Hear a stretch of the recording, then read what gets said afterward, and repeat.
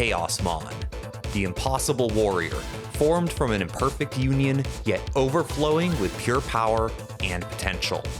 While not quite as awe-inspiring as Omnimon, this unstable agent of destruction still commands plenty of respect. Descending from high above, wielding the sacred Valdur arm and Boncho blade, Chaosmon intends to stun down boards, lock out on-play effects, and swiftly end the game as it combines and partitions into a flurry of blows. Blink, and you'll miss how quickly this Digimon can send your opponents offline. Chaosmon has had a long and storied history in the Digimon TCG, or at least it's had two spurts of relevance. Chaosmon debuted in BT4 Great Legend, where both its base and Valdur Arm forms appeared to provide green, yellow, and black with some generic level 7s to help those colors more clearly carve out their own identities. Both cards were solid inclusions into any deck with the requisite color access, providing strong finishing plays to cap off your stacks with. It's also worth noting that Bandai did give us the canon level 6 components for the two Chaosmon forms in BT4, although only Darkdramon came with a fully fleshed out archetype to back it up, and Chaosmon was rarely present in D Brigade lists, since Darkdramon itself usually did a good enough job of finishing the game. Fast forward to BT16, and as a way to push the new partition mechanic, Bandai dusted off the OG Chaosmon and gave it a DNA Digivolving retrain. This black and yellow Chaosmon could be built with two Digimon of those colors, and when removed outside of battle or by your own effects, it would spit out its main components, providing steady board presence. It also came armed with two of the game's best removal mechanics in Digivolution and DP Reduction.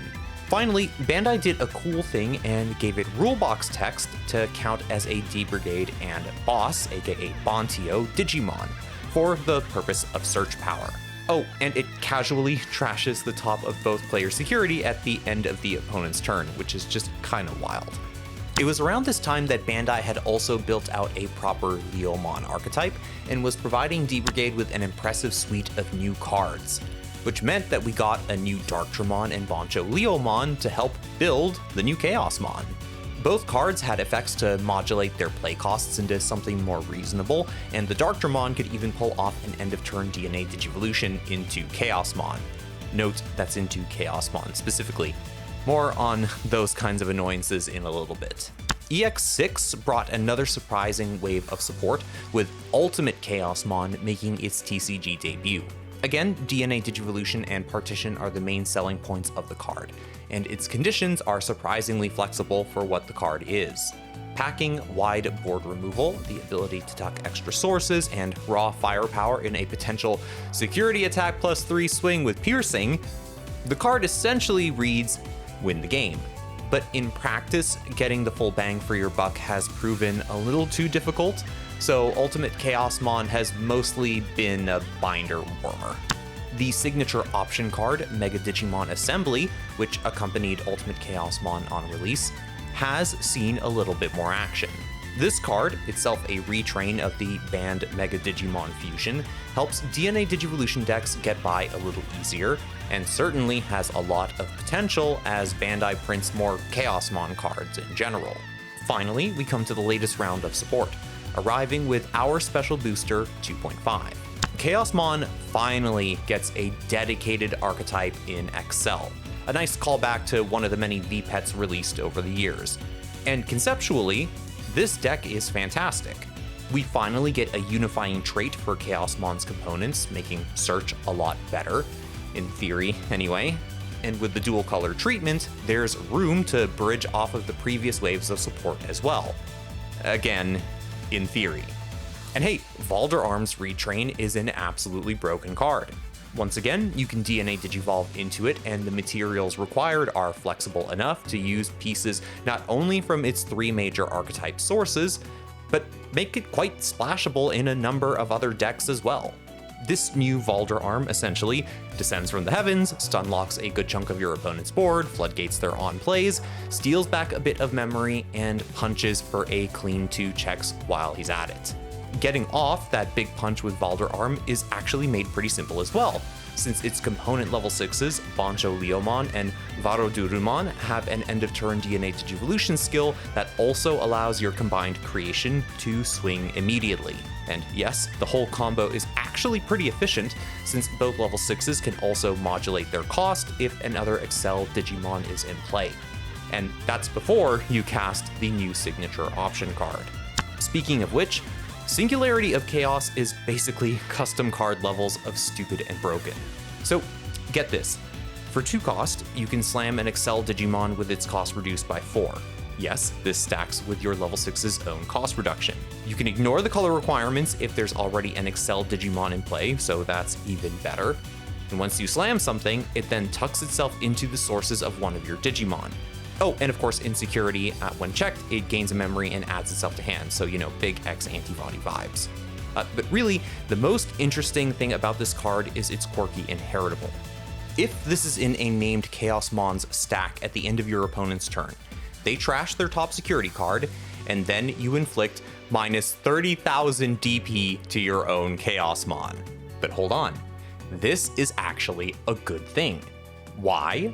Because removal by DP reduction to 0 is a game mechanic, not your own effect. So this lets you force your own partition, spitting out your component materials safely so you can swing with them on your turn or just make another Chaosmon. I think it goes without saying, this is an absolute chef's kiss. The only other card worth mentioning right now is the promo Darkdramon Ace, which is unreleased at the time of writing, at least on the Western side of things. It's essentially a stopgap for the deck, since Accel is a bit short on pieces right now, giving you an alternative level 6 material with excellent keywords in Scapegoat, D-Digivolve 1, and Collision via its inheritable. It also has a removal skill that will usually clear out one Digimon, but has the potential to board wipe in niche circumstances. And in a nutshell, that's everything you need to know about Chaosmon and Accel. Accel is currently what I like to refer to as a one-set deck. Bandai printed basically everything you'd need to have a ready-to-play deck with 4 of each new card. Well, okay, I'm exaggerating a little bit here. They left you a teeny bit of space to plug in some memory boosts and a tamer, though oddly enough, they probably could have used that extra space to give us a 3rd rookie, but I digress. Earlier, Bandai had released some dedicated Chaosmon support back in BT16 and EX6, allowing you to build up to Chaosmon proper with either a D-Brigade or Leomon base, but those cards are kind of locked to Chaosmon specifically, and oddly, the Leomon cards we got in this wave of support with Accel don't have the black box condition or lower cost when evolving on other Leomons.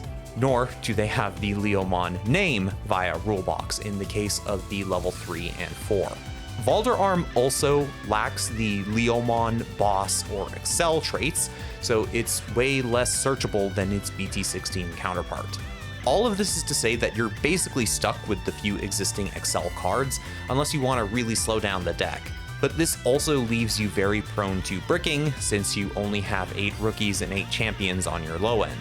The egg only makes the awkwardness of the existing card pool worse since it's green, but the other Accel cards are primarily yellow, which means that your optimal memory boost, which is currently the OG yellow one, can't even save you from a brick on the egg. Omnimon at least offers some solid climbing power, allowing you to digivolve into an Accel trait Digimon with the cost reduced by 2 when another Accel Digimon is played. Obviously, this works best when you're at level 5, where you slam a level 6, proc the egg to climb up into your other level 6, and then merge into Valdur Arm. It's even better with Singularity of Chaos. Now, in terms of the 2 lines you'll be climbing between, we can keep things pretty simple here. The Leomon half is all about barrier, DP reduction, redirection, and D-Digivolution. Essentially, when you need to proactively disrupt your opponent, these are the cards that you want. Bancho Leomon himself is arguably the best card in the deck aside from Valdur Arm, since he inflicts D-Digivolve 2 on a target and then hits anything with a 5000 DP debuff, which will out a lot of stacks on its own.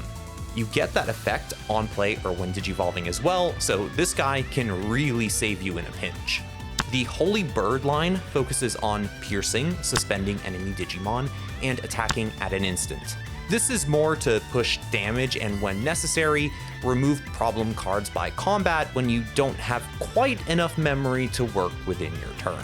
Valdur, aka the Big Green Turkey, suspends something, buffs one of your own Digimon by 3000 DP, and lets you attack with one of your Digimon. Like Bancho Leomon, all of those effects are available to you on play or when digivolving, although it's important to note that if you play Valdur, it cannot attack with its own effect. You would need something else on board in order to attack, because obviously Rush is not printed on this card. Honestly, I think the biggest takeaway at this point in the deck's early history is that you have some gaps to fill for now. And really, when you're deck building, you're looking to fix just two problems. The first is that you need consistent enough access to a turn 1 rookie, and 2, you need to start searching for pieces right away. Ukomon, the BT16 one, sort of solves both problems, giving you the best rookie you can probably play from outside the archetype right now, at the cost of essentially making the egg underneath it useless. Ukomon will at least let you choke your opponent to 1 going first, it searches for pieces when you're raising, and it will let you get in a little bit of chip damage to make the big Valdur arm combo find lethal more comfortably. Memory Setter TK helps you patch up your color source issues while giving you a quick search out of security to excavate your precious pieces. Trust me, this guy can be a lifesaver sometimes. And once he's in play, you can start dropping memory boosts and then, eventually get your actual game plan going. And then there's BT16 Chaosmon to essentially just give you another level 7 name and, again, let you be somewhat proactive when Valdur Arm isn't available, because as you'll find, you don't always find your ideal line or pieces right away. And, sometimes you will just need to disrupt your opponent before you are properly established, and the fact that you can get the full effect, the full when digivolving effect from Chaosmon without DNA digivolving, that is really important when you just have one stack to work with. I'd say overall, this deck is surprisingly straightforward for a DNA Digivolution deck. And in the absence of a third line right now, you're also not going to have a ton of room available for innovation, especially when you realize how much space the full roster of Accel cards actually takes up right now. That said, it can certainly get the job done, and into certain matchups, a fully resolved Valdur Arm is checkmate. Originally, I wanted to do a deep dive into Chaosmon and Accel, because I do believe that there are a ton of ways to build it. But yeah, the way Bandai traded and soft-locked some of the cards here makes things surprisingly frustrating to work with, especially in the game's extremely unforgiving environment in the Special Booster 2.5 meta. The fact that the Leomon line doesn't get the Leomon rulebox or alternative Digivolution requirements is lame. Simple as. Because Leomon would arguably have been the best alternative base to work with. You can easily meet the requirements for all 3 Chaosmon forms in Leomon's level 6 toolbox. You've got Heavy Leomon, who is green and black. You've got Saber Leomon and its ace variants, which will cover green and green-yellow. And then there are the 2 Bancho Leomons, where you've got a yellow and black and a yellow and green. It's all there, and in a few cases, it's backed up by Fortitude, which is a crazy keyword in its own right. And with all of the relevant Leomon line being green, there's even some room to work with Pinamon while still providing access to the turkey. But in practice, this variant is just too slow right now. And with all of the play-by-effect floodgates running around, Fortitude won't do you much good either. You can build off of D-Brigade since the Accel Leomons are black and the Digipolice archetype has some access to green as well, although you're really venturing into jank territory at that point, and that's coming from me. Still, it's doable, and the added aggro and protection effects are something worth considering, but also worth considering is, again, play-by-effect floodgates are everywhere, and D-Brigade really, really hates those.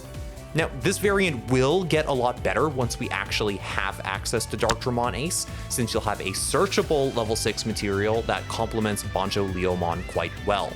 Although Valdur Arm itself will have to be drawn into most of the time in those builds. There's probably something workable with Alliance as well, since the dogs and bunnies do have steady access to all of the colors that your Chaosmons will want, and they do a great job of flooding the board with potential materials while quickly climbing into a level 6. Cherubimon Ace in particular makes for a fantastic material for your Chaosmons, since it'll just spit itself back out when your Chaosmons are removed by certain effects, obviously, effectively dodging overflow and unleashing potentially a ton of pain upon your opponent in return. Although again, play by effect floodgates really hurt Alliance. Finally, I want to mention that Bandai is trying to patch up some of the more awkward holes in Accel, notably the Digitama issue, with its latest line of dual color memory boosts. Chartreuse Memory Boost might as well have been called Accel Memory Boost, since it features Falcomon and Leomon on the card. It's yellow, but meets its color requirements with green as well, so you won't get stuck on Pinamon quite as often. However, it can't grab Darkdramon Ace, which is really awkward. It turns out that Chrome Memory Boost, which is releasing at the same time as Chartreuse, just works better. It's green, but it also meets its color requirements with black as well. And this actually searches everything in Archetype except for your options and Ultimate Chaosmon. Every Accel card is fetchable with this, and most of the alternative bases can utilize this card as well. D-Brigade? Yeah, full of black cards. Check. Leomon? Green and black? Check. Alliance? Green, yellow, purple? Yeah, check. I mean, obviously you can't grab the purple, but the green is there, right? All in all, this makes the whole arrangement pretty hilarious, but hey, we have to take the help wherever we can get it and however we can get it. So, fantastic. Chartreuse Memory Boost, step in the right direction. Chrome Memory Boost, thank God. But in all seriousness, Bandai, just give us an Accel D-Brigade line, or at least just an Accel Commandramon, please. I'm begging you here, please.